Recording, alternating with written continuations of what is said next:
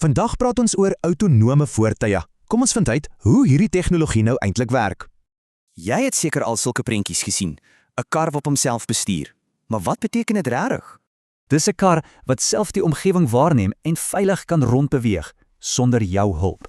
Die idee is eenvoudig. Jy sê waarheen en die kar vat jou soontoe. Alles op sy eie. Goed, die groot vraag is, hoe presies doen 'n kar dit sonder 'n mens agter die stuur? Wel, dit gebruik 'n hele rits tegnologie. Dink daaraan as die kar se eie oë en ore. Al hierdie stelsels bou saam 'n volledige digitale prentjie van die pad om die kar. So hoekom is dit belangrik? Want die moontlike voordele vir ons almal is nogal groot.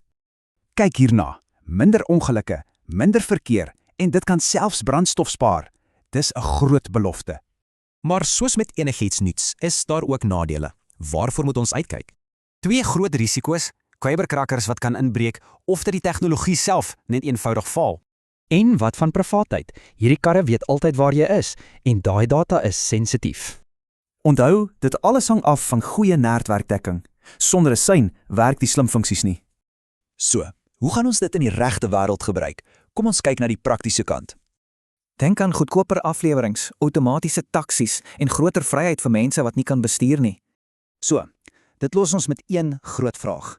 Is ons regtig gereed om die stuurwiel te laat gaan